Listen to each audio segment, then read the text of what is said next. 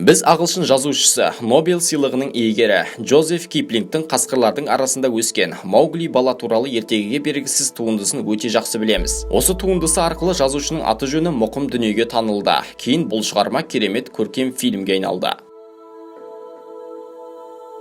Расында да, әлі күнге дейін бүкіл бала біткен бұл киноны сүйіп көреді. Аңызға бергісіз ақиқаты бар туынды. Киплингтің шығармасында көкбөрілер тәрбиелеген Маугли ақырында саналы тіршілік иесі адамдардың арасына қайта оралады.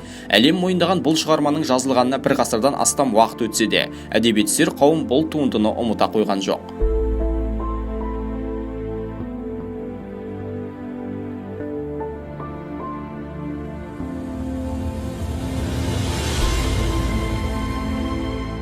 Әлем әдебиетінде жұртшылықтың бағасын алған осындай тағы бір туынды бар. Ол Эдгар Берроузаның «Маймылдар асыраған Тарзан» шығармасы.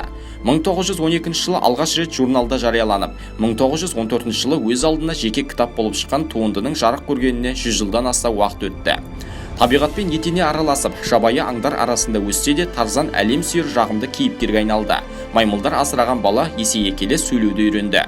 Оның санасында жабайылықтың бірі де қалған жоқ. Ақиқаты Тарзан джунглидің әрі табиғаттың тұрақты қорғаушысына айналды. Ақырында Тарзан ормандағы хайуанаттардың ғана емес, бала біткеннің де үлгі тұтар жиынтық тұлғасы болып шыға келді.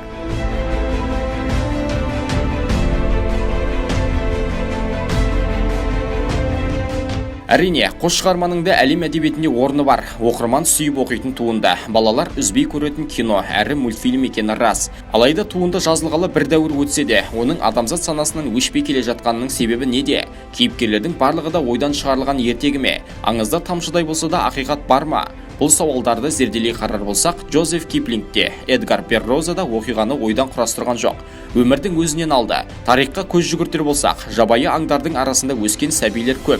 Бәрі уақыт өте келе табылып жатады. Әр жағдайда орманда қалып кеткен баланы маймыл асырап алады, немесе көкбөрінің емшегін еміп өздері өседі.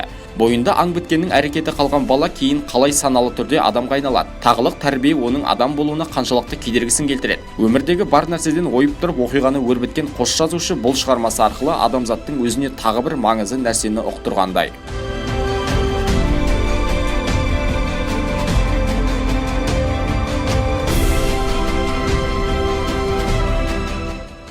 Ол саналы тіршілік иесі адамның өзінің азғындап, тағылыққа бой үйретіп бара жатқандығы.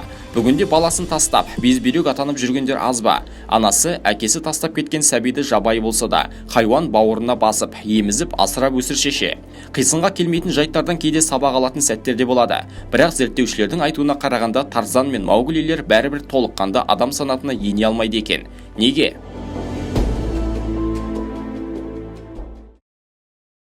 Маугли синдромы. Адам баласы 5 жасынан бастап, айналасындағыларға қарап, солардың айтқанын істеп, қылық шығарып, дамып, өзін қалыптастыруға әрекет жасай бастайтын көрінеді. Егер дәл осы кезде хайуандардың арасында қалған жағдайда сәби адамға қажетті қасиеттерінен ада бола бастайды, сөйлеу қабілетінен айырылады. Жабайы аңдар арасындағы Маугли сәбилер осылай пайда болады. 10-11 жасында адамдардың ортасына қайта келсе, бәрібір олардың жүйке ауытқушылығында кінәрат қалып қояды екен. Олардың жаңа өмірге бейімделуі де қиынға соғады. Мамандар қаншама рет Маугли сәбилерді адам етуге талпынғанымен бәрібір тақылық әрекеттерден қалған жұрнағымен өмір сүре береді. Өмірде маймыл мен қасқыр, ит пен арыстан асыраған сәбилер өте көп. Тарих мұндай деректердің 100-ден асатынын дәлелдейді. Жазушы Джозеф Киплинг пен Эдгар Берроузада кейіпкерлердің өмірден ойып алып отырғанының сыры осы. Адам баласы өткен ғасырдың 90-шы жылдары Нигерияның қалың ну орманынан табылып, маймылдар асырап өсірген баланы әлі ұмыта қойған жоқ. Ол шимпанзелер сияқты ағаштан ағашқа оңай секіреді. Бар жоғы 4 жастағы сәби маймыл сияқты дыбыс шығаратын болған. Оны ұстап алып, кейіннен балалар үйіне орналастырған. Үнемі ашуланшақ кейіптегі баланың жаңа өмірге бейімделуі оңай деймісің. Араға 10 жыл салып қайтыс болып кеткен.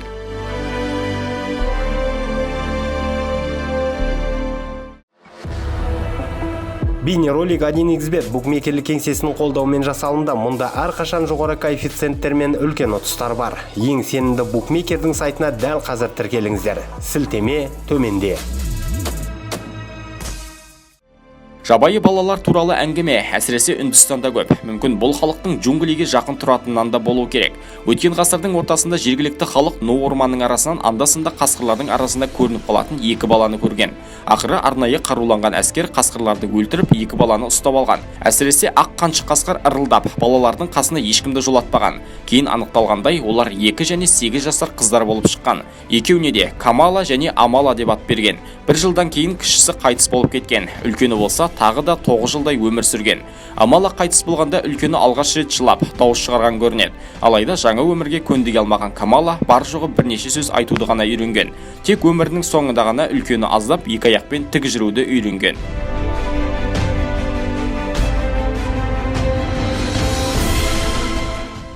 Аңдар ғана емес, адам баласын құстардың да мәпелеп өсіргені туралы дерек өте көп. 2003 жылы тауға шыққан альпинистер жартасқа қарай өрмелеп бара жатқан баланы көреді. Дүрбімен қараған сәтте оның қыз бала екендігі анықталған. Алайда бұған ешкім сенген жоқ. Бүкіл іздеушілер тобы тауда аралап жүргенде құстың ұясының маңында отырған қызды көрген. Кейін анықталғандай, бұл Колорадо Сирингс қаласындағы бір ауладан бірнеше жыл бұрын жоғалған қыз бала болып шығады. Сонда жас сәбиді бүркіт іліп әкеткені ме? Мұндай оқиғалардың арагідік болса да орын алуы нені көрсетеді? Жабайы аңдар мен хайуанаттардың немесе құстардың адам баласын бауырына басып, қамқорлық жасай бастауы шындығында да ойландырарлық жағдай.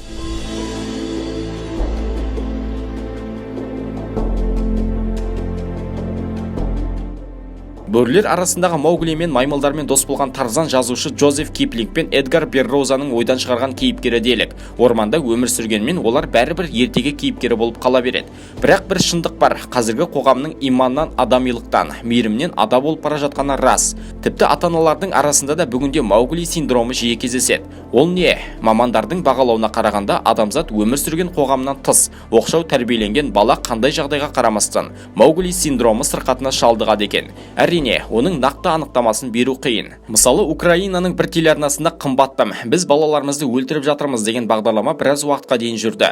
Мұндағы мақсат не? Өз балаларына қамқорлықпен қарамайтын адамдар туралы бағдарлама Украин қоғамында қайырымдылық пен жанашырлықтың барған сайын азайып бара жатқан меңзеген. Тіпті бір сюжетте 10 шақты иттің арасында тамақтанып отырған баланы да көрсетілген. Ол қолымен тамақ шалмайды, ит сияқты жердегі нанды аузымен тістеп барып жейді. Журналистер осы бағдарлама арқылы Маугли синдромы аңдар арасында өскен балада емес, ата-аналардың өзінде де бар екені осылай көрсеткен.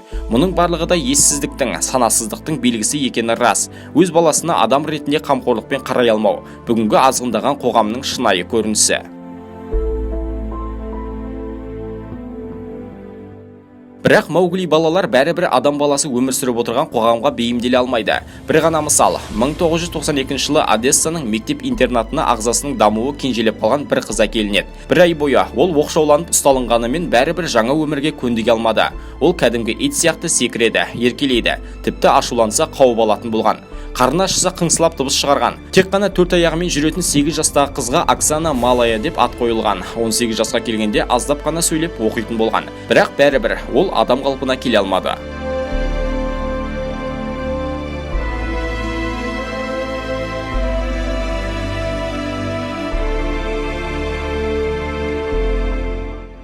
Жалпы Маугли балаларды адам ретінде қайтадан қалыпқа келтіруге бола ма? Мамандардың бағалауына қарағанда бұл өте ұзақ процесс және ол өте қиын нәрсе.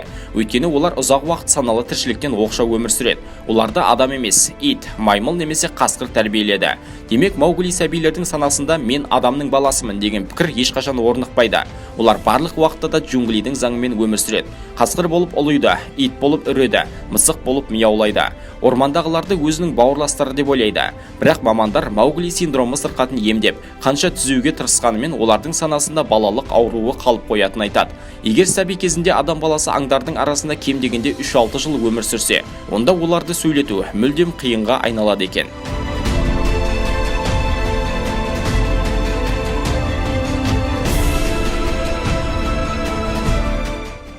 Өз балаларын тартқа баста ұстап, өмір бойы азаптайтын ата-аналар да кездеседі. Әрине, ондай адамдардың жүйке жүйесі дұрыс емес. Оларды ешкім де ақтап ала алмайды. Бірақ Маугли синдромымен ауырса да, кейін адам қатарына қосылып кеткен балалар да бар. Осыдан 3-4 жыл бұрын бүкіл ресейлік бақ Мәскеу маңында тұратын Козловцевтер отбасы туралы жазды.